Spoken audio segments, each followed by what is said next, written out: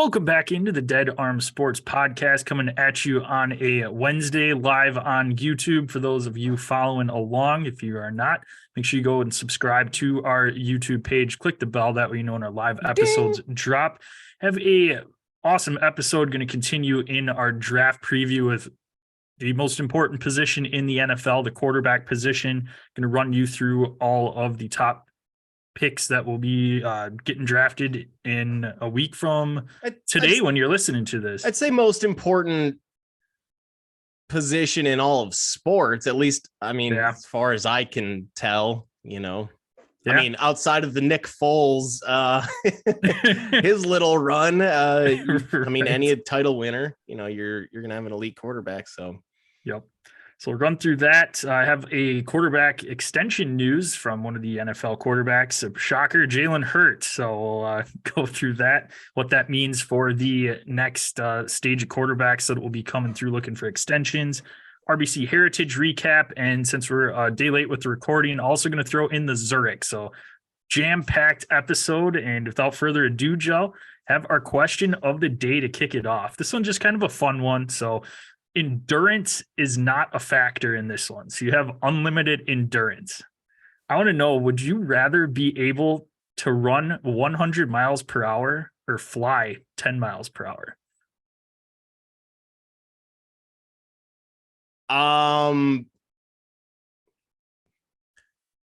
I guess probably run 100 miles an hour.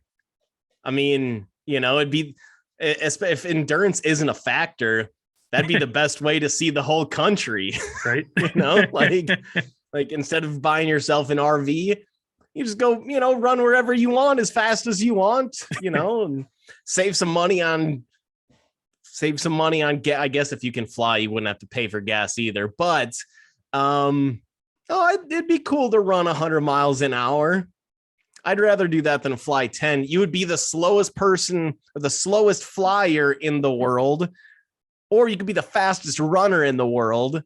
I'm going to go running, especially for, if you want to see the country. That'd be the best. That'd be the fastest way to do road trips. Right. Bet your Forrest Gump wishes he could have ran 100 miles an hour when he was going coast to coast. See, I was thinking Forrest Gump there too, but I feel like what he liked about that was that it took forever because he didn't know what else to do. True. He just felt like running. He wasn't trying to go anywhere. He just felt like running. So right. I think I'm on the same page with you with the running. I didn't know if maybe it kind of depends too where you live. Like I wasn't sure if maybe the flying aspect for you would be pretty sweet because you can get a ton of places being right in the Dallas metro area in a 10-mile radius. So you have a decent amount of access to that. It's going to take you a little bit longer, but I'm also wondering too, like if you run 100 miles an hour, if you're like in town, that doesn't mean you're constantly running 100. You'd be like just entering intersections, just without any regard to anything. That's true. It would be nice to be able to just get like, if I'm going to Top Golf, like just, be able to fly directly down onto that second story, skip the, right. Just drop myself off like a bird. Right. We could be found. And it'd be nice to be, I could in theory then just like leave my balcony door unlocked or something. So my in and out, I could just, fly up to the third story, onto the balcony to get in rather than having to going through the building. Not that that's a major inconvenience, but be pretty nice. Right. We can be found at Dead Arm Sports, Twitter, Instagram. Check us out on Facebook at Dead Arm Sports. As I mentioned at the top of the episode, go to our YouTube page, subscribe there, click the bell. That way you know when our live episodes drop. You'll see yours truly here rocking a Dallas Stars in honor of their 3-2 double overtime loss the other night. Nice. But they do play tonight live on a Wednesday. So pretty jam-packed sports weekend or sports night. Bucks play tonight live on a Wednesday and the Stars. So and we're recording. So I guess I'm not watching anything tonight. Right. Speaking of socials, at Dead Arm Sports, Gel can be found at DasGel. That's at DASJEL. I can be found at DasJPEC. That's at DASJPEC. Give us both a follow. Ask us any questions there. And make sure you subscribe to the podcast on your favorite listening platform. Send us a screenshot of your written review about our podcast, and we'll swag you up with some Dead Arm Sports goodies. Jalen Hurts, next quarterback up, set the record for payday, I guess. 5 years, $255 million extension, 179.3 of that guaranteed, which there are other incentives that are built into this, so could be worth more money as well. But I guess initial takeaways from this contract, I mean, he has been on just kind of an exponential climb since he came into the league. I mean, sitting behind who was it? Drawing a blank for his first part of his first year. Wentz in a lifetime. Wentz, yep, Carson Wentz, and then Pennsylvania ended up switching over, and ever since then, just awesome. I mean, has been phenomenal with passing the ball, which is something that weren't really sure. He knew he had the athletic ability to run and everything, but his arm has definitely improved since he's come into the league. And Philly's got their guy long term. And he's almost the opposite of Carson Wentz, where Wentz came in and he came from a small school, but had all the tools, big body, good arm. It seemed like he was a hard worker, and it seemed like he kind of had the right mentality coming in, had a great, initial, won the job right off the bat. They had Philly had just brought in Sam Bradford, just traded for Sam Bradford, thinking, I'd assume thinking, hey, he's going to be a 1-year bridge, and Wentz won the job in, as a rookie coming out of North Dakota State of all places. You'd think that, hey, coming out of such a small school, he's going to need some trainings, give him the training wheels for a season, and we'll sit and he can watch behind Sam Bradford. But that clearly wasn't the case, winning the job outright in the offseason. I think blew everybody away with that. And then his second year would have won MVP if he didn't get hurt in, I believe it was somewhere around week 11, week 12. I mean, he was leading that MVP race. And of course, Nick Foles comes in, wins them a Super Bowl, and that was it for Wentz. I mean, they gave him one more season after that, and then the next offseason is when they drafted Jalen Hurts. And I mean, you could see Wentz's confidence just was completely shot at that point. Understandably so. I mean, drafting a somebody that was really a big time project coming out of Oklahoma. Well, Alabama then transferred to Oklahoma, but coming out of OU, nobody really thought of him as, this guy's going to go in the second round and he's going to be one of the better quarterbacks within a year or two of him getting some starting reps. And I mean, we've seen a jump in ability and in talent from him, especially with in the passing game every single year. I mean, I believe he started around week 10 or week 11, took over for Wentz his rookie season. His second year, they made the playoffs as a wild card team. It was Nick Sirianni's first season as a head coach. I think he tried to come in and show off this dynamic passing game. And about halfway through the season, they said, scrap it. And then they just said they tailored the offense to Jalen's strengths, which is being, a lot more run heavy, easy passes, swing the ball out to Devonta Smith easily, use the running backs, use your legs. And they really tailored the offense to him at about halfway through his second season, first full season as a starter. And they went on a really nice run at the end of the year to make a wild card spot. Yes, they did get smashed by Tampa that first round game, but it was amazing to see the progress that offense made when they tailored it to Jalen's strengths. Now we go into this season and Eagles start out red hot. I think they started something like 8-0 or 10-1 or something crazy like that. That was solid. He ends up getting that minor injury in week 14, I believe it was, against the Bears. sits out for the next week or two. Beers sits out the next week or two, or maybe up until week 17.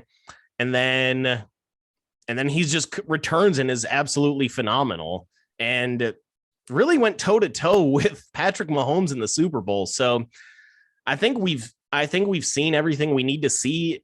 A guy that's clearly dedicated, puts in the work to get himself better. And that's one of the things that always comes out of Philly is there's never any character concerns. His teammates all love him. He's just a dedicated worker and always trying to improve. And you don't see that from every quarterback. I mean, look at like a Kyler Murray, for example. I mean, he came in right off the bat, incredible talent, and they make the playoffs, I believe, in his second year. And then they just feel like he kind of stopped putting in the work. And now you see where the Cardinals are at with him at the helm. They give him that big contract, and they have to try to convince him to study film. Like that seems like, a pretty basic Silly. One. I don't think you're going to have that issue with Jalen. Jalen's going to continue to work. And I think this is one of those guys that they paid the right guy here. He's got kind of this Mahomes type of work ethic where if he's ever doubted, he's going to go out and try to prove people wrong. And he's constantly trying to improve. I mean, if you remember back to last off season, when after the Chiefs traded away Tyreek Hill, there were a lot of people that were saying, hey, is this the downfall of the Chiefs now that they had to give Mahomes all this money? And clearly not. They just obviously just won the Super Bowl. But yeah, I mean, this is the right guy to sign. I think he deserves every penny of it. And I mean, yeah, you don't have a fully guaranteed contract like Deshaun Watson, but if Jalen Hurts is good for the next 4 or 5 years, he's going to get another extension and all that money is going to end up being paid. So maybe that's why he wasn't so worried about trying to get something that's 85% guaranteed. It was about 70% of his total contract ended up being guaranteed. He's probably thinking, I don't need this fully guaranteed because I'm going to get an extension 3 years later anyways, or 4 years later anyways. So I think it's a great signing and well-deserved for him to get that payday. Yeah, no, absolutely. This is Sorry kind of for being so long-winded, no, but this is kind of one of those classic quarterback contracts that we've seen. You mentioned it's about 75% guaranteed, which that's kind of what we've been seeing outside of that Deshaun Watson deal. So, Philly obviously saw what they needed to see out of Jalen Hurts in his first couple of years in the league. Didn't want to take any chances coming up with negotiations and wanted to get this locked and loaded and move on to the next thing, focusing on the season at hand and not worrying about quarterback situation this upcoming off season or anything like that. Get this locked in for draft and everything like that. So not that Hurts was going anywhere, but it's good to have him at least locked up where you're not having to worry about franchise tag or anything like that coming up. But I guess this is one of the young quarterbacks that is locked up now, and two more are going to be on the horizon here soon with extensions, and that's Joe Burrow and Justin Herbert of the Bengals and Chargers respectively. And obviously it seems like every time a quarterback gets a new deal, it tops the previous one. So I would expect both of those guys to top that. Do you see similar deals to this? Do you see them quite a bit more? Obviously a different skill set with Joe Burrow. Justin Herbert is a little bit mobile, not as mobile as Jalen Hurts, but two young guys with big arms that obviously the future is bright in all three of these cities, Philly, LA, and Cincy, buddy. Cincy, yeah. We're on to Cincinnati. But no, I mean, what do you see from those two guys? I mean, I don't think anything's going to get done necessarily this off season, but maybe this summer, this fall, next off season. I would think that it's going to be similar to these deals. Not saying that I think Burrow deserves more, but he knows I need Jamar Chase back. I really want T. Higgins back. We just signed Malcolm Brown to this Malcolm Brown again, Orlando Brown to this fourth string running back for the Rams. Like, What's wrong? That's the That's second fantastic. time. When was the last time he played in the league? Dude, I don't know. Could have been I'm gonna look. 2019 for all we know. No, I mean, I think Burrow deserves more, but I think he's also one of those guys that understands I'm freaking good. Mahomes didn't take max money. He could have gotten a 10. He signed something around like an 8 or 10-year deal or something with the Chiefs, and it was relatively team friendly. I mean, it wasn't, right now he's slotted in as the 7th highest paid quarterback in the league. Mahomes behind Hurts, Rodgers, at least based on Annual average salary. Jalen, Aaron Rodgers, Russell Wilson, Kyler Murray, Deshaun Watson, Josh Allen. At least 4 of those deals, 3 to 4 of those deals look like mistakes. I mean, so I hope Burrow goes in and maybe says, hey, give me 5-year 250, or maybe, dude, go get the exact same contract as Jalen Hurts. I don't think that that's an outrageous amount of money, especially given that the cap does increase 10 to 20% each year. I think this past year was somewhere around 20%. So that's another, that's a pretty good chunk of change that it usually increases. By the end of this Jalen Hurts deal, it's based on how quarterback contracts just keep increasing.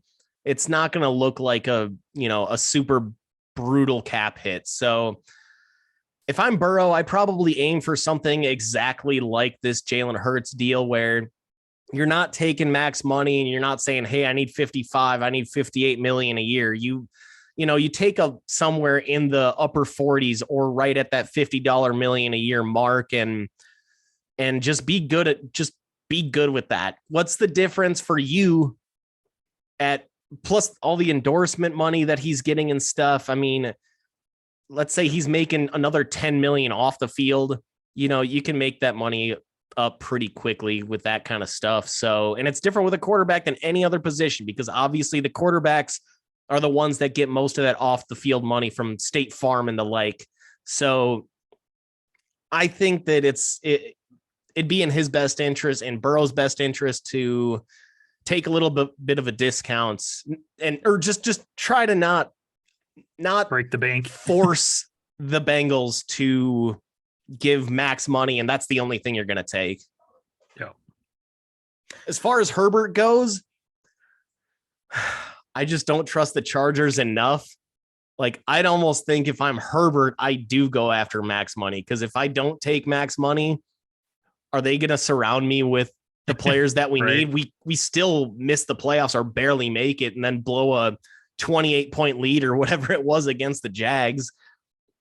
I don't know. I mean, I think both of them are smart enough, and Herbert especially. Like, he was a 4.0. I think he was a 4.0 student at Oregon with a biology major. Like, how do you do that and play football at that level? He's just a sharp dude, so I doubt he takes max money as well. But they're certainly both deserving of that Jalen Hurts contract. Yeah, no, absolutely. And like you said, I think both, and the quarterbacks in the league nowadays, obviously you're going to be the top paid player on your team for the most part, at least the good ones. And you got to look at the Tom even Brady Daniel route. Jones is by like 4 times the next highest player. Right. But you got to go the Tom Brady route and look at, if you want to win championships, take a nice deal, but don't break the bank, because you do. And you'll see what happened in Green Bay with Aaron Rodgers. You can't keep a lot of the guys that you want to, and you better hit in the draft. I mean, that's your only chance of being Super Bowl bound. So I agree with that. And both those guys are going to get paid at whatever time their organizations want to give them money. Don't foresee either of them going anywhere anytime soon. So, yeah. The other thing to consider here, I believe all 3 of those quarterbacks were in the same draft. Yeah. 3 years back. So Jalen was on his final year of his contract. The Bengals and the Chargers do have that 5th-year option, given that Burrow and Herbert were first-round picks. So they're in less of a rush, I think, to get a deal done. But I think you're probably better off just get it done with this offseason and because somebody else is going to sign next off season for even bigger money. It just, Right. that's just how it's probably going to go. So I say, just get the deal done. If I'm either of those squads, you know, that you want those guys around for the next 8+ years. I say, just get the deal done now. Yep. Those are 3 guys playing on their rookie contracts, and we're going to talk about guys that are going to be getting rookie contracts here a week from today. So this episode we're recording on Wednesday, coming out on Thursday. We are a week away from the draft. Got you covered with the quarterback position today. So similar to what we did with the running back, wide receiver positions last week, we're going to run through the top 5 quarterbacks or so, give you a sleeper pick or 2 at the end as well, and just kind of run through some of the statistics on these guys, what our thoughts are, and just kind of go from there with it. So kick it off with odds on favorite, I think, right now to go number 1, and that is Bryce Young, Alabama quarterback. And height is the big concern, I guess, from some experts in this one. He's 5'10", 204 pounds. Heisman and Maxwell winner in that 2021 season for Alabama. Last year's stats, 24.5% completion percentage, 3,300 yards, 32 touchdowns, 5 picks, and another 4 touchdowns on the ground. Was out for a couple games in the middle of the season due to injury, so could have had a little bit better stats there as well. Missed a couple of, I think, one cupcake game and another game that maybe been a little bit tougher, but regardless, I believe probably one of them was the Arkansas game, and their backup quarterback just ran all over Arkansas. It was crazy. Yep. So no, this is probably the best quarterback in this draft as far as safe, I would say. I think Bryce Young's going to be fine. I worry a little bit about him if Carolina is the destination. Just there's not a ton there for him. It's going to take him some time to probably develop because he's not going to have anybody to throw the ball to necessarily. So that's a little concerning for me. But long-term wise, Carolina, they traded up to that first pick. They're looking for their franchise guy, and I think this is the safest one for him. NFL.com comp has him as a Drew Brees. So obviously easy to go with height, but similar style with that. He's got a good arm, is mobile when he needs to be, but not the craziest of running quarterbacks, similar to Drew Brees. So I was fine with that comp, and that's a very high ceiling for him to hit, but only time will tell with that. Yeah, I mean, one of the things you mentioned was that weight being listed at 204. That was his combine weight, but rumor is he's closer to like a 185, 190, and he was just pounding milkshakes and like creatine and protein shakes like all like the entire time leading up to the draft. And just people said he just like looked bloated at the draft because he was just like just pounding like these, all these supplements and all this creatine and whatnot. So I think it sounds like he plays closer to like 185, 190, but that 5'10" can be, I'm not worried about necessarily him, the thought used to be, hey, these short quarterbacks, can they see over the offensive line? These massive 6'6", 6'7", 6'4" height types of guys. And the dude played at Alabama. They have like the biggest offensive lines, or top 5 biggest offensive lines in the country at all, pretty much since Saban got there. So I'm less concerned about that. The only concern I have about the size is the longevity. If he's going to be taking hits like Tua was, that's the only concern for me. But he's certainly more elusive than Tua. Kyler's sometimes gets thrown around a little bit, but his ACL injury it was a non-contact injury. Other smaller quarterbacks, Russell Wilson, he's never been hurt outside of breaking his thumb, which, on a helmet. So I guess I'm not super concerned about his height and his size, as long as he is able to avoid some big hits. And like I said, obviously more mobile than Tua. So I'm less concerned about that. I think that this is the no-brainer number 1 overall pick. yeah, there's limitations with his weapons, but I still think he's going to be able to step in day one and make it work. When we really look back at this last season at Alabama, his receiving core was not anything special. It wasn't like the receiving core that Tua had with what was it? Jamison Williams, Waddle, Jerry Jeudy maybe was in there at one point. Like, and who's the Jamison Williams he transferred there out from Ohio State. Like, that's insane. That's just how stacked that was for Tua. There wasn't anything even close to that in terms of his receivers at Alabama this past year. John Mechie was maybe his best receiver 2 years ago, but I don't know. He had an ACL issue too. So, I mean, I think number 1 overall pick, he went into college with a 100 out of 100 rating from 24/7 Sports. That's obviously as good as you can get. So, coming into college, number 1 overall prospect, going through college, won a Heisman, I think deserves to be the first overall pick. He's, not the prodigy, the typical, like the prodigy type, like a Trevor Lawrence, but the guy's a baller. I think he's worth that number 1 overall pick. And I thought that's who it should have been this whole time, especially with Carolina being there at 1. My comp is Russell Wilson. I think they play pretty similar. The other, that's the upside. I think the downside could be like a Doug Flutie, where the size did matter and he ended up having to play in the CFL. But we're in a different NFL now where QBs have all the protection in the world from getting hit. You land on a guy too hard, you get flagged. I'm less worried about the injuries now and the size now than you would have been back in the Doug Flutie days. It's Carolina for me. That's the ultimate fit. And if for some reason they took a different quarterback, then he's obviously going number 2 to Houston. Somebody with a little bit more of a prototypical NFL quarterback size is CJ Stroud, the presumptive number 2 quarterback off the board. Why don't you tell us a little bit about him, Joe? Yeah, I think there was some question marks with Stroud about his athleticism. Obviously, we all know extremely accurate, can throw the ball intermediate, short, and deep with accuracy. There was some question marks, though, about his athleticism.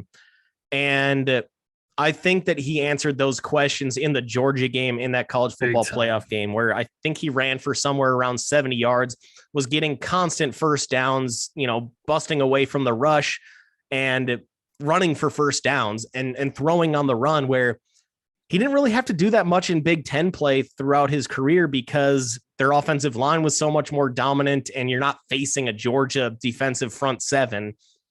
But I think he answered those concerns a little bit with that. But I think the downside is, at least throughout most of his career up until that game, was we didn't really know, is he a project or a product of that Ohio State offense where you've got, look at this wide receiver deck that he played with: Garrett Wilson, Chris Olave, Jackson Smith and Jigba, Marvin Harrison Jr., who could be the number 2, number 3 overall pick next year. Emeka Egbuka, he was awesome this year. Julian Fleming, he didn't have a great career at Ohio State, but he came in as a 5-star prospect. Wherever he goes, he's probably not going to have, especially if he goes number 2 to Houston, they might not have a single receiver that's as good as any of those 6 that I just named off. So I think there's a little bit of concern there, just because he had, and in that Ryan Day Ohio State offense, he had it tailor-made for success, but ultimately extremely accurate, good enough athletically, ideal size being 6'3", 214. That's about as good as it gets at the quarterback position. I just think that there's question marks. Can he do it with a lesser receiving core around him, lesser talent on the offensive line than he had at Ohio State, and less of a scheme where in the Big Ten, They were one of the two, maybe three teams that run the spread offense, where the rest of where these Big Ten defenses, these secondaries in the Big Ten just can't compete, and with the speed that Ohio State has. So a little bit of concern there, but accurate. I think probably one of the safer picks in this draft, but we also thought Dwayne Haskins was safe, and you saw how that ended up. So question marks, I guess, but ultimately probably, I mean, is he your number 2 quarterback here? Yeah, I think so for sure. I think there's a little bit of a drop off after this. I mean, for as much of a sure thing as there is in the draft, I just think after this, I mean, we're going to talk about some of those guys, but CJ Stroud projects as a pretty solid NFL quarterback. I think, again, like you said, he goes to Houston. It's going to be a little bit tough. They do have the 12 pick in the draft, so maybe you could get his teammate Jackson Smith-Njigba in there at 12 and maybe at least have somebody with rapport that might help speed up his timeline at least a little bit with that. But no, the thing that blew my mind, like you had touched on, I'm so glad you brought up that Georgia game, because before then, didn't really know. We didn't really see a ton from him. He's playing against the Rutgers, Marylands of the Big Ten East, and you didn't know what was going to happen against that Georgia team. But that Georgia team, I mean, man, that defense was ferocious. And I mean, outside of just one of the worst shank kicks I've ever seen in my entire life, Ohio State could have easily made that national championship game. CJ Stroud led them back down the field to get into contention for that kick and had just an unbelievable game. Yes, like you said, I mean, he has just an absolute elite crop of wide receivers and also has the stigma of Ohio State quarterbacks being kind of system quarterbacks and not doing a whole lot in the NFL once they come out. So he does have that, a little bit of that uphill battle, but I liked his accuracy too. I mean, 66% last year, threw for 3,600 yards, 41 touchdowns, 6 interceptions. So it's pretty solid there as far as he doesn't really turn the ball over a ton. But again, Ohio State's usually up in games, so he's not having to force throws, play from behind. And comp that NFL.com had for him is Jared Goff, which Jared Goff is a guy obviously that went 1 overall in his draft, but isn't somebody that if you knew what you would have gotten out of Jared Goff, is he worth a number 2 overall pick, I guess? He was number 1 or would I'm he saying in now, this draft? if you, yeah. Correct. Like if you knew now what you did about Jared Goff, is he worth a number 2 overall pick? I mean, he did make a Super Bowl. Yeah. But probably not. I think there could be such a wide range of possibilities here with him. I think Dwayne Haskins is the low end, where Haskins came from the same scheme, extremely talented wide receivers against similar defenses and everything.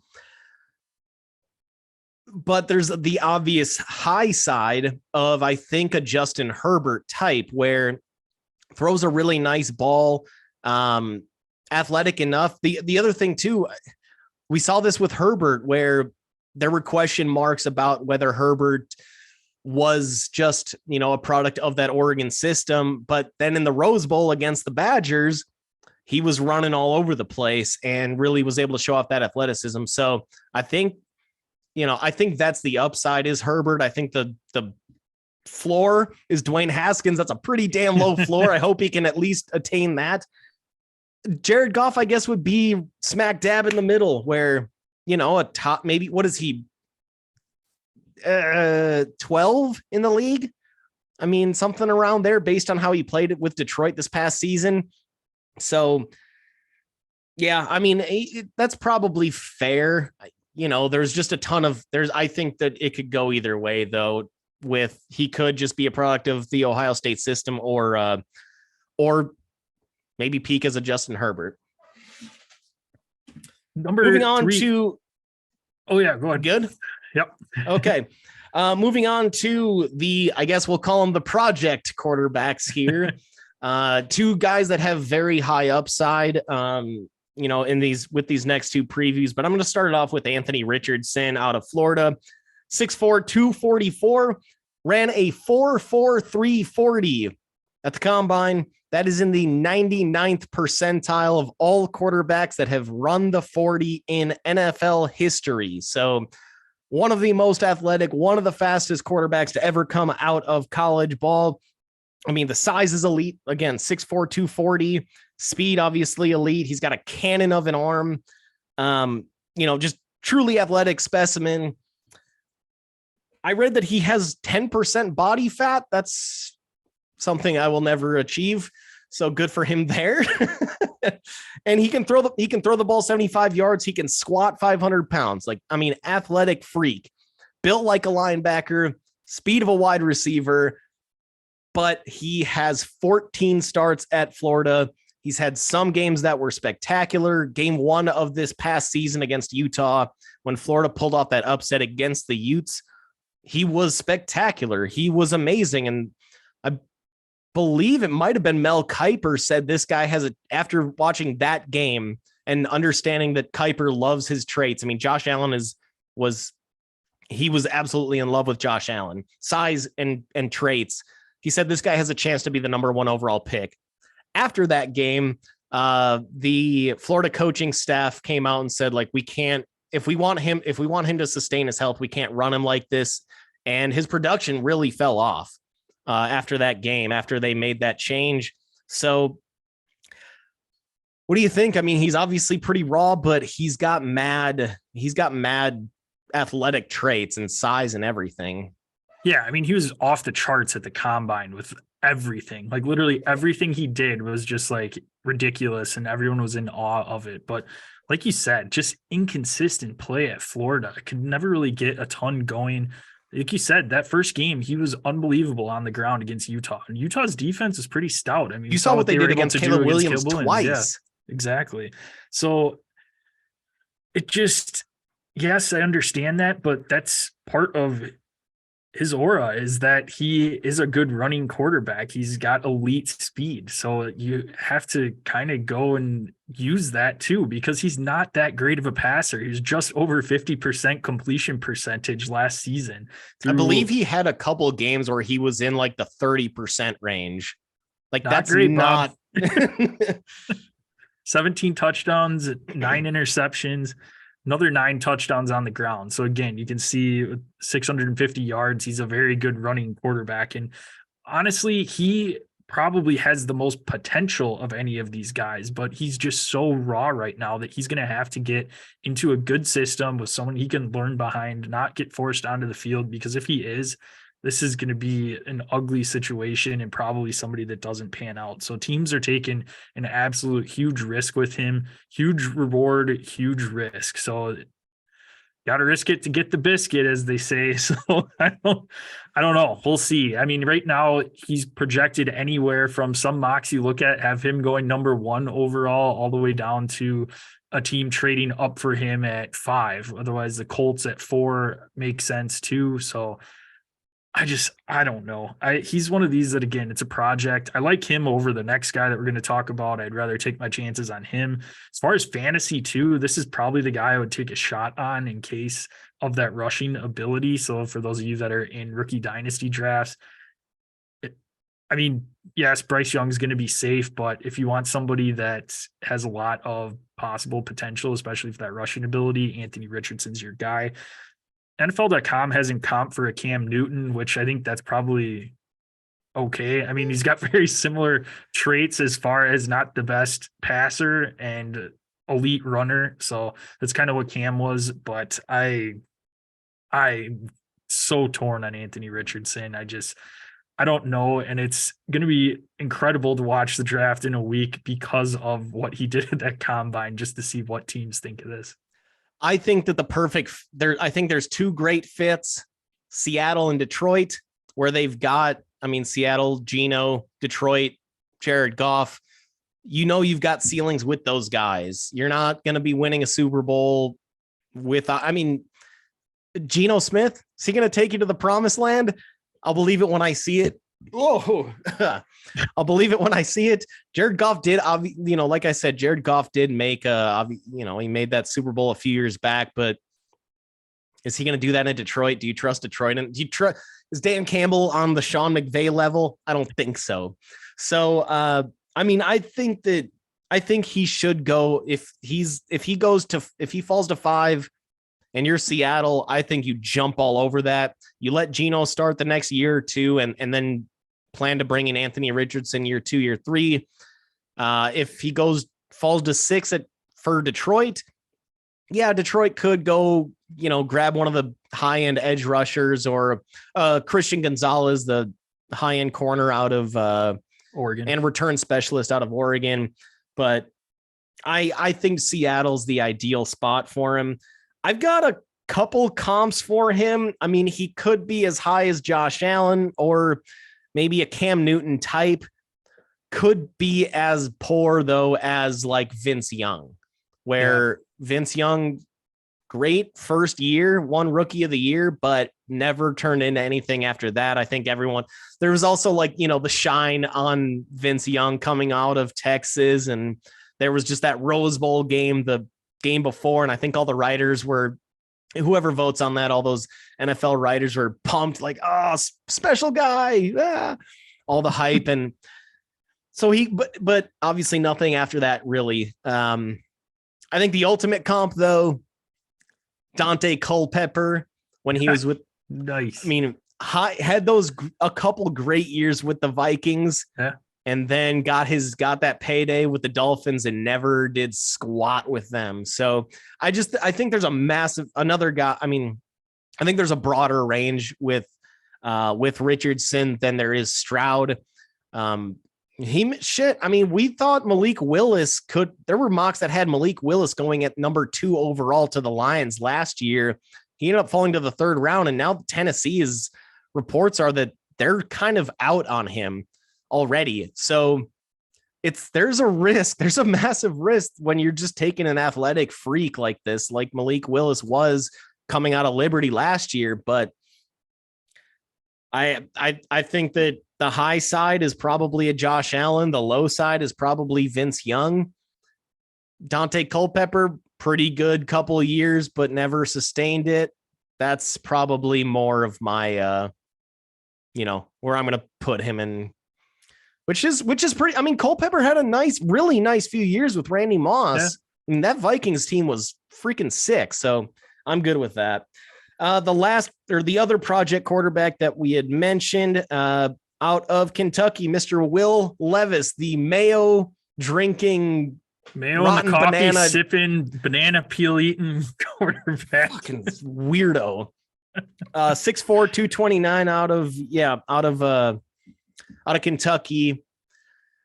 I'm not super high on him. From watching from watching some highlights from his pro day, all I saw were fastball. Like, I didn't see him throw any balls with touch. And yeah, it's great to have that nice arm strength, but cool.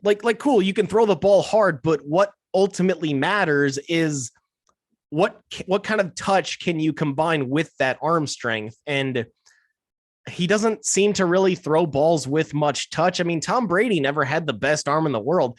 Mahomes has a top 3 arm in the NFL, but he also throws with touch. He could, if he wanted to, he could just throw fastball, but he has the ability to throw with touch. I haven't seen any of that out of Will Levis, and that's a concern of mine.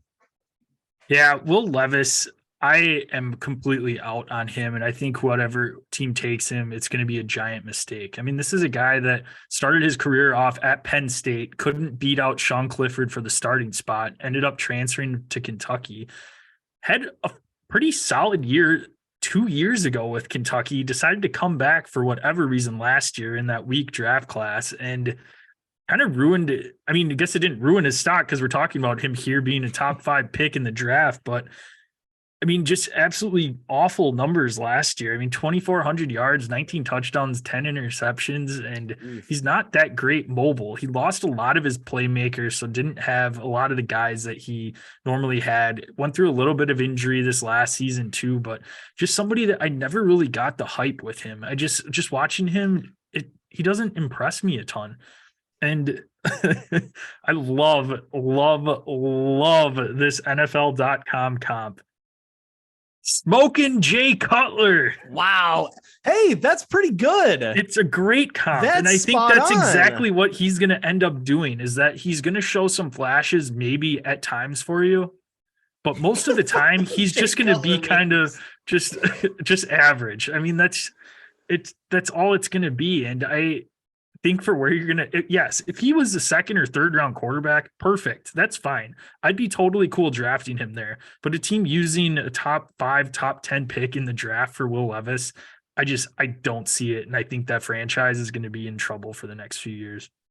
If he were to fall a little bit, well, I guess pretty far considering where some of these mocks have him now, because I agree with you. I think it'd be if you're like Vegas at 7, which I still don't. Hold on. This is one of those players that Mark Davis would fall in love with. We talked about this in the previous episode. Yeah. Like, he fell in love with Darius Hayward-Bay.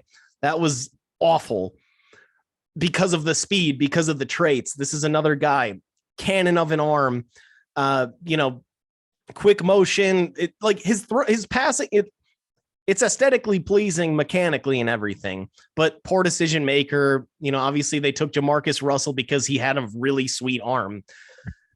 Although Jamarcus ended up weighing a cool, probably high 200s by the time that he was released, where Will Levis is like a bodybuilder. So I guess you probably don't have to worry about him putting on too much weight, but not that you want a bodybuilder as a quarterback anyways. No. That's kind of a red flag right there. Like, be focused on in the film room, not the weight room. But Jay Cutler, I think that's spot on. I think Vegas, if they want to take a shot, let Jimmy G be the quarterback for this one season and then move on to Will Levis the following. Okay. I don't know. That seems too high for me to go there at 7. But if he does fall another 15 or so spots, Minnesota's there at 23. I feel like they're kind of done with Kirk Cousins. Give Cousins one final run, and then you turn it over to Will Levis in 2024. What do you think about that? Or is that still too high for you? As a Bears fan, I'd love that, because that's probably 2 wins that we're going to have against Minnesota. I don't see Will Levis, and I'll eat my words if we're sitting here 3-4 years from now and he's a top 5 quarterback, top 10 quarterback in the NFL. I just see him being middle of the road, and I don't know. I don't see a ton of NFL potential with him, and I don't know what a lot of these scouts are seeing. This is just somebody, again, that just hasn't done it on a college stage, really. He hasn't won any huge games or anything. So what makes that seem like it's going to transition to the NFL? I don't know. That's where I sit. The last quarterback that might possibly sneak into the first round here before we each give a sleeper pick is Hendon Hooker. Hendon Hooker, Tennessee Volunteers quarterback, was off to an absolutely phenomenal start. Almost a 70% completion percentage, 3,100 yards, 27 touchdowns, 2 interceptions, another 5 rushing touchdowns before he tore that ACL at Williams-Brice Stadium in South Carolina in that first loss of the season for Tennessee. But this guy's 6'3", 217, 25 years old, coming off of an ACL tear. So obviously huge risks there. Could potentially sneak into that first round. Is that kind of where you see him going, Gel? Or is this somebody that you'd rather see somebody grab in the second round? I think it depends who you are. If you've got a late pick, I'm looking at, it'd be weird to see him go as high as 11 to Tennessee and stay in state. But if they're ready to move off Tannehill, Hooker tore that ACL in November. He's not going to be ready for the start of the season. So you could, if they're done with Malik Willis, you could in theory basically redshirt Hooker and start Tannehill for this year and then move off of him. The downside is that means he's starting his NFL career then at age 26. And yeah, if you can get 8 to 10 good years out of a quarterback, that's worth a first round pick for sure. But given that age, 25 years old. Why did it take till he was 25 to pop? I mean, if he's already met his ceiling, which is totally possible, or really close to his ceiling, that's not worth, this high of a pick. Yeah, he had a great year. He throws a nice ball. He's, good touch, great deep ball. Obviously, Jalen Hyatt helped with that. Or was it? Yeah, Jalen Hyatt helped with that. He can throw on the move. He's mobile, like you said, 5 rushing touchdowns. But I just question, did he already hit his ceiling? And that's obviously the big downside here. Yeah.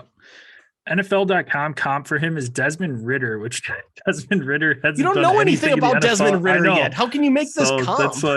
That's what I thought was hilarious with that. So, but again, but that's kind of very similar where, I mean, Atlanta's still trying to figure out what they have in Desmond Ridder, and teams are going to try and figure out what they have in Hendon Hooker for a little bit too. So I don't think he's worth that first round, even if you're in that late first. I think if you can get him on day 2, then I'd be more comfortable with that and just see. But like you said, the 25, what took him so long? Yes, he started off at Virginia Tech, had to transfer over to Tennessee, starting behind Joe Milton for a little bit there. So it's like, come on. I don't know. What's with Tennessee with all these like old players too? Velus Jones Jr. comes out last year. It's like 25 as a wide receiver. Got Hendon Hooker this year. Cedric Tillman's a little bit Cedric older Tillman's for a like wide 24, receiver. I think. Yeah. So it's like, geez, what's going on? I don't know how much I agree with the Desmond Ridder comp just because we haven't seen him at all. But so my comp was Sam Bradford.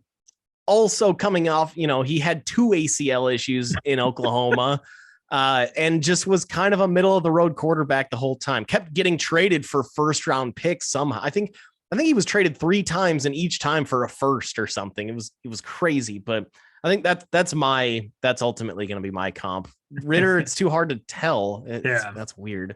For sure. We've got a little bit of time here, Jill. Do you have quite a bit of golf to cover here too? What's one sleeper? What's one guy that you're looking for in a little bit later rounds? I am loving Jaron Hall out of BYU. Nice. Did you have him? Yep. That was one of my 2. Jaron Hall, BYU, 6 foot 207. I mean, not the biggest dude out there, but extremely athletic, runs a 6'4" or a 4.6 40. That's a big difference. 6'4" 40 versus a 4.6. I mean, he can make most of the throws. He's great on the move. Right now, he's still a bit of a project, but that's what you're going to get in these later rounds. Right away, he's best off just, if you were to throw him in like the bootleg, and so he's got easy throws. I think that's what a lot of BYU did. And I think he can definitely be at some point, a potential starting quarterback, especially if you can get him in one of the later rounds and absolute value. He was really the only reason to watch BYU football this year.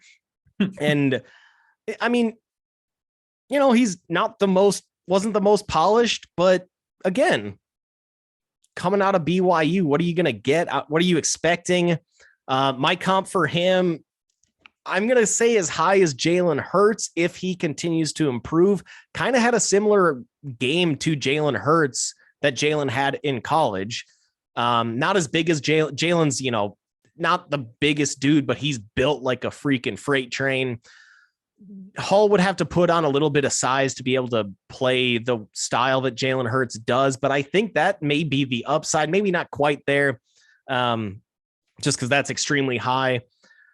But I think that my best comp for him is Jordan Love, another player out of Utah, Jordan Love out of Utah State, and where he's got a lot of traits. He's got a quick, whip of an arm, but we don't really know his ceiling. We don't know his floor. He's a bit of an unknown.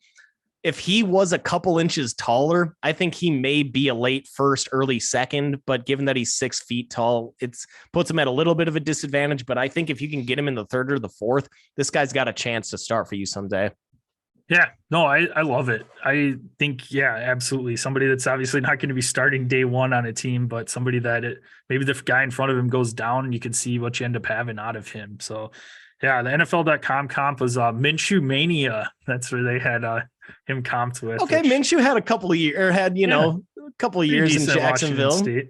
Yep. So that was one of the two that I was going to bring up. The other guy I wanted to bring up, Joe talked about him quite a bit during the college season because he was down to rake, and that is Dorian Thompson-Robinson. So out of UCLA, 6'2", 203.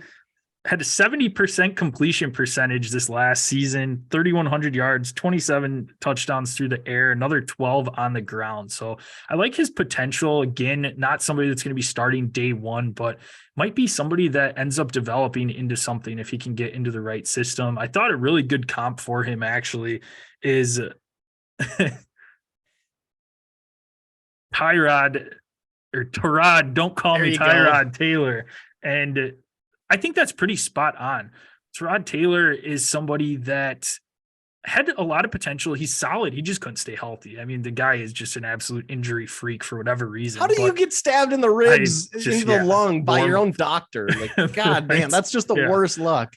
But somebody that I think could develop into that. I mean, we saw Tyrod have some pretty quality time in everywhere he's been. Again, it's just been like freak injuries and stuff, but could be Buffalo, Houston, San Diego, or I guess guy. LA at the time. Like he was never horrible. Yeah. So I like that. That's pretty good. Yeah. All right, Joe, can I get a golf swing? We are on to the RBC Heritage. Going to recap that where Matthew Fitzpatrick ends up taking down Jordan Spieth in triple overtime, aka on the third hole. Jordan Spieth had multiple opportunities to close this thing out, but Matthew Fitzpatrick two putts that had to have missed by a total of a half an inch. Yes. That would have either of those would have won it. Probably an eighth of an inch and a quarter inch. Like, poor guy. That would have been him defending his title. Yep.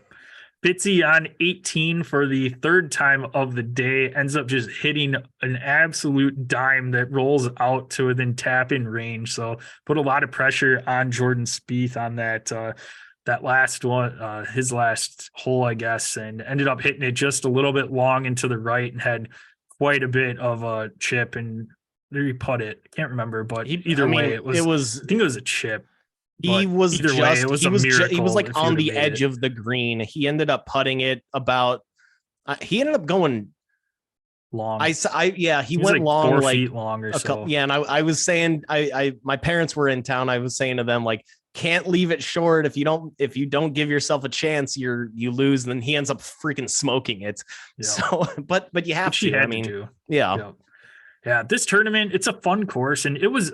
I know we were talking a lot about it being designated and right after the Masters, but I'm really happy that they did. It was so cool seeing so many of the big golfers playing in this tournament, where in the years past, with it being right after the Masters, you'd have a handful of them, but not all of the top guys in golf. So it was really cool seeing that. The leaderboard was just unbelievable on Sunday. I mean, there's a ton of guys that were right in contention, and it was really awesome to see. But yeah, I thought it was an overall solid tournament. Fun tourney. Matthew Fitzpatrick, good to see him back on top of the leaderboard. I think his last win would have been the Open last year. Yeah. Correct?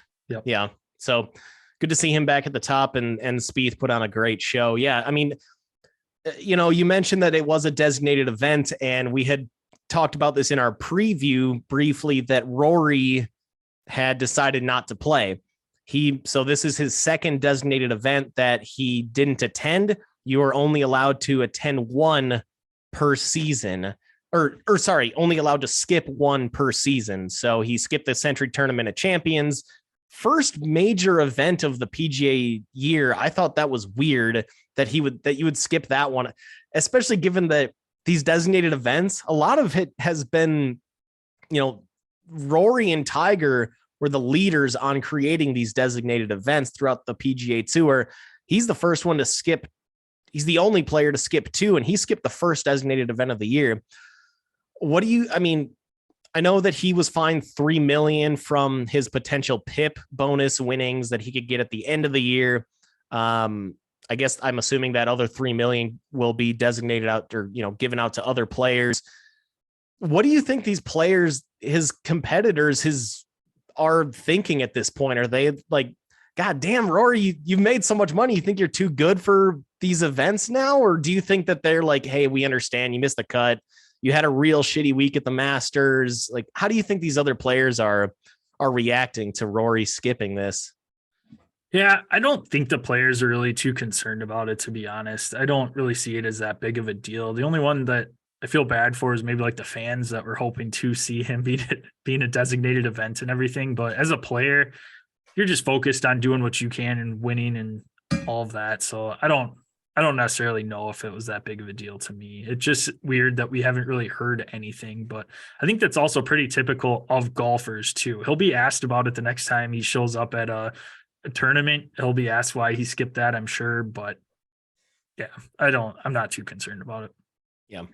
Speaking of top of the leaderboard, Jell, yours truly for the first time since the 2022 Honda Classic is atop our pick. That's a long time, dude. That is a long time. That is over a calendar year. I now have a 5-stroke lead thanks to Patrick Cantlay's unbelievable run and Mr. Shane Lowry's absolute not run. Yeah, I'm thinking now that was Shane Lowry was a pretty stupid pick, given that yes, he had a ton of success in the past, but that was also when he wasn't playing against the top guys in the world. I mean, a lot of those top guys would skip because it's right after the Masters. I don't know what I was thinking with that. Designated event, you got to go with one of the top guys. Pissed. Shout out to Patrick Cantlay as well, who had a ace during his early rounds before. Check out that ace. On to Louisiana this week for the Zurich Classic taking place at TPC Louisiana, just outside of New Orleans. Defending champs in this one, Xander Schauffele, Patrick Cantlay. TPC Louisiana is par 72, 7,400 yards. Different format this week. It is partners. So we have 4-ball, aka play your own ball, take the better of the two scores on Thursday, Saturday. And then we have foursomes on Friday and Sunday, which is actually alternate shot. So I don't know why they just don't call it alternate shot, but it's golf. So that's what we are rolling with. Some of the notable tandems this week, Matt and his younger brother, Alex, taking his first PGA Tour start. So you got the Fitzpatricks, Kurt Kitayama, Taylor Montgomery, Kyle Morikawa, Max Homa, Sam Burns, Billy Horschel, and of course Xander and Patrick Cantlay. Imagine a couple of those groups are in the favorites for the betting odds this week, again with the Masters and designated RBC Heritage last week. A little bit of a not great field this week, but still some fun pairings. I mean, there's still some nice pairings up there. Obviously, Cantlay and Schauffele coming back to defend their title. Your top 5 run down like this: Cantlay, Schauffele, Colin Morikawa, Max Homa. So 2 of the top 10 players That's in the solid. World, the way they're playing right now. Sung J M, Keith Mitchell, Tom Kim, Siwoo Kim. So is that right? That's yeah. The Kims, so, a couple Kims out there. And then your top 5 rounds out with Billy Horschel and Sam Burns at plus 1,400. Cantlay and Schauffele are your massive favorites. You never see this type of number in golf at plus 275. So you bet $100 on these guys, you win 275. Even John Rahm, when he was as hot as he was, he never eclipsed like plus 750. So insanely heavy favorites, but understandable when you're pairing 2 of the best golfers in the world and defending champs that know what they're doing on this course. So, yeah. Time for our pick 'em. If you're new to the segment, welcome in. Each week, John and I pick a golfer. Once you pick them, cannot pick them again. Can't pick the same one as your opponent for the week. And start it off with the Century Tournament of Champions. Keep that running total. Cut does not matter. And again, for the first time in 14 months, Jell with the first pick in the draft. I don't like it. Well, no, I take that back because you did have the first pick in the Century Tournament of Champions to kick it off this year due to a coin flip. But due to your losing, you do have the first pick this year. That was a brutal loss. That was what, a 16-stroke shift or something? Yeah. Yep. Cantlay was at minus 15, I believe. And yeah, Shane was 1 over. God, douchebag. Yeah, buddy. I'm going to go. So also something here, we're picking 2 golfers here. So we can't have used either of these 2 golfers earlier. We can't use them later in the season. So little bit of strategery here on this one. I have Patrick Cantlay and Xander Schauffele available to me, but I don't want to burn two guys that high end in one event, especially given that a lot of this is best, or two of the rounds are best ball and an alternate shot. The other two are alternate shot. Like, I think you're just going to see low scores from everybody. So I'm not going to burn two of those top guys, even though I could. So I'm going to go with the number 5 betting favorite, Billy Horschel and Sam Burns, as my two guys. Yes, sir. Got it. Got him. First time I can burn you in 14 months, and I do. No pun intended with Sam Burns. The 2 picks you've had, because you also burned me with Colin Morikawa week Colin 1. Morikawa too, yep. Horschel and Burns finished in second place last year, 2021 with a T4. Horschel has not been playing well. He's only made 4 of his last 9 cuts, so he's not playing well. But Sam Burns he's just been dialed over the last few weeks, and obviously they play this course really well. So I'm gonna go Billy Horschel, Sam Burns, and hoping for another second place finish for them. I like it. Yeah, that was my pick. I've already used Xander and Patrick, and again, I get your strategy that it's tough to burn 2 guys this week, especially on a tournament that you think quite a few guys are going to shoot low. So I'm going to use the cheat code here. And I'm going to take the Fitzpatricks, because I'm never going to use Alex. So I'm only going to burn one of them this week. So I'll burn Matt Fitzpatrick. Odds of him winning again this week are not great coming off of that RBC, but I'll roll with them, just with, again, taking a little bit of strategic action here. I was tempted to go with Morikawa and Homa, but they've both been just playing like dog shit lately. And Homa started off really strong, and it looked like, hey, this guy's primed to win a major this year, and just terrible. Last few weeks, brutal. Yeah. So I don't know that this is the right time to use them, but maybe since they both haven't been that great, this would have been the right time. We'll find out next week, and hopefully I made the right decision here. But again, just going to burn that one golfer this week and take Matt Fitzpatrick off the board here. So we'll hope that the brothers have some magic in their golf game this week. Good luck. I need some strokes back. That'll wrap up this episode. We'll be back with you tomorrow. Going to preview the tight ends and any other positions that we haven't really touched on. For the draft preview, going to talk a little MLB and talk about some of the rumors we're hearing for the draft and some other NFL trades. Can be found at Dead Arm Sports, Twitter, Instagram. Check us out on Facebook at Dead Arm Sports. Go to YouTube, Dead Arm Sports, into the search bar. Subscribe, click the bell there. That way you know when our live episodes drop. Monitor that chat. You can ask us any questions there. Otherwise, if you do miss out on asking us questions, you can hit us up on our socials at Dead Arm Sports, at DosGel, at DosJPEG. Make sure you ask us any questions. We're more than happy to answer them, or else we will answer them on the next podcast. If we think it's a good question that needs more discussion, we're more than happy to do that. Follow us on your favorite listening platform. Send us a screenshot of your written review. We will swag you up. What are some of those platforms, Joe? You can hit us up on Apple Podcasts, Spotify, iHeartRadio, and Google Pods. Make sure to subscribe, rate, and review to whatever your chosen listening platform is, or subscribe, rate, and review to all 4 listening platforms, and continue bumping us up the rankings a little bit. We're also available on YouTube. Just search Dead Arm Sports. Find our page. Should be the first thing at the top of your search results, and hit subscribe there. Hit that bell so Ding! That you get the alerts when we go live, whenever we put out any new content.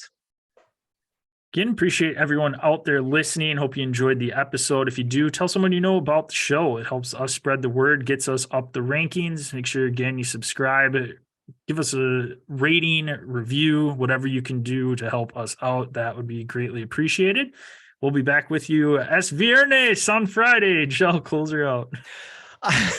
Perfect. Es Viernes. I heard very famous Family Guy quote, and it's really good. It's perfect in this scenario. Any of these teams that are debating between CJ Stroud or Anthony Richardson, in this example, Anthony Richardson is the mystery box, CJ Stroud is the boat. And Peter says, a boat is a boat, but the mystery box could be anything. It could even be a boat.